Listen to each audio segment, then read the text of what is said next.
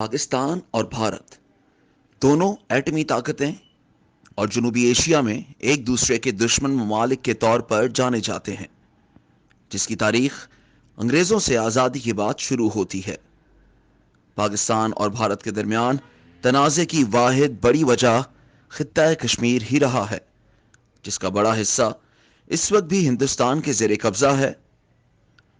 جبکہ کچھ خطہ پاکستان کے زیر انتظام ہے، جسے آزاد کشمیر کہا جاتا ہے۔ آزاد کشمیر میں قائم حکومت عبوری آئین 1974 کے تحت چل رہی ہے، جس میں دفاع، کرنسی اور خارجی امور پاکستان کے زیر انتظام ہیں، جبکہ دیگر تمام معاملات میں یہاں کی حکومت آزاد ہے۔ اور نون لیگ کے دور میں ہونے والی 13ویں آئینی ترمیم کے بعد اس خطے کی حکومت کو مزید اختیارات دے دیے گئے ہیں۔ لائن آف کنٹرول کی دوسری جانب مودی حکومت نے دوبارہ اقتدار میں آنے کے بعد 5 اگست 2019 کو ریاست کو اقوام متحدہ کی قراردادوں کے تحت دیا گیا خصوصی اسٹیٹس بھی ختم کر کے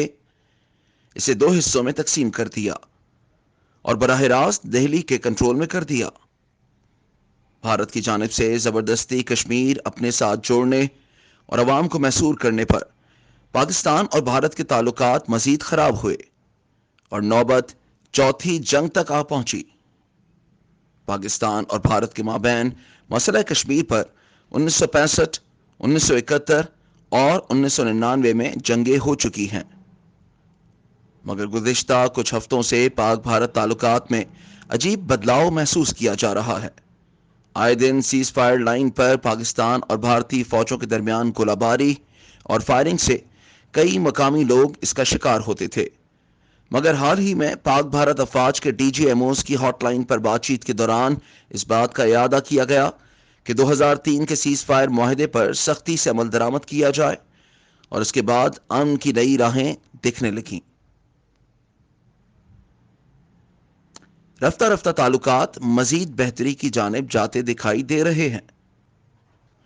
کئی بین الاقوامی جریدوں میں بھی پاک بھارت تعلقات میں تبدیلی کی خبریں بھی آئے روز نظر آتی ہیں۔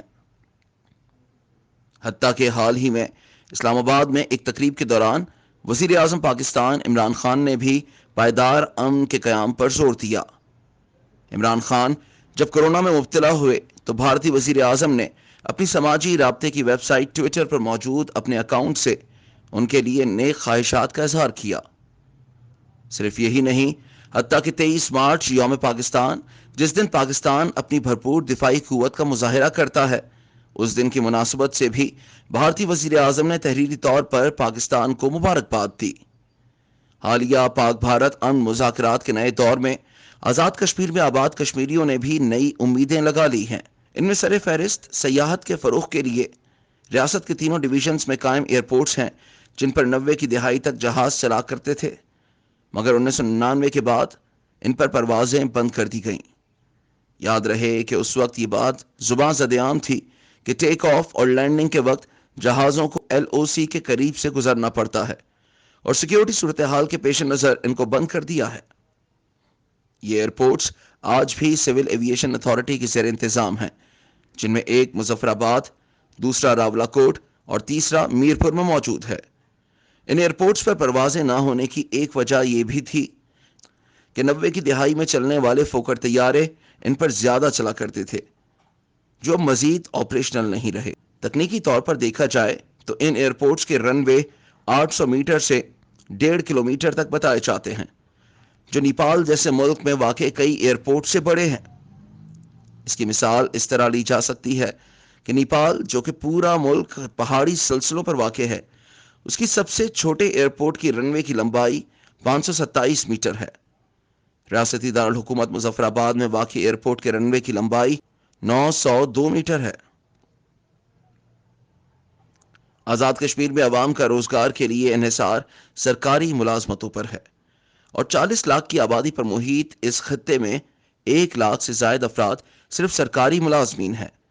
جبکہ 22 کروڑ آبادی کے حامل ملک پاکستان کے وفاق میں ملازمین کی تعداد 6 لاکھ ہے۔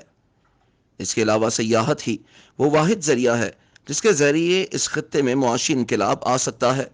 اور اگر یہاں کے ایئرپورٹس آپریشنل کر دیے جائیں تو اس سے مقامی افراد کو روزگار بھی ملے گا اور سیاحت کو بے پناہ فروغ مل سکتا ہے۔ ایک محتاط اندازے کے مطابق ریاستی حکومت کے ایلیٹ بشمول صدر، وزیر اعظم، اعلیٰ عدلیہ کے جج صاحبان اور ملازمین سمیت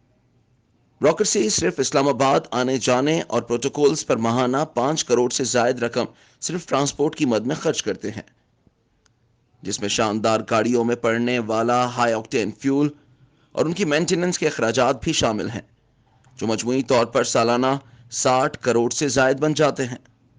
اگر صرف ریاستی دارالحکومت میں ایئرپورٹ چلا دیا جائے تو اس کے اخراجات حکومت آزاد کشمیر کے سرکاری دورے ہی پورے کر سکتے ہیں۔ شہریوں نے وفاقی حکومت اور بالخصوص وزیر اعظم عمران خان سے مطالبہ کیا ہے کہ اگر وہ اس خطے میں سیاحت کا فروغ چاہتے ہیں تو یہاں کے ایئرپورٹس کو چلایا جائے۔ اس کے ساتھ ریاستی حکومت بھی اس حوالے سے عملی اقدامات کرے۔ ماہرین کا یہ بھی کہنا ہے کہ آزاد کشمیر کے آئندہ انتخابات میں جو سیاسی جماعتیں اپنے منشور میں ان ایئرپورٹس کو دوبارہ آپریشنل کرنے کا وعدہ کرتی ہیں وہ عوام میں زیادہ پذیرائی پا سکتی ہیں۔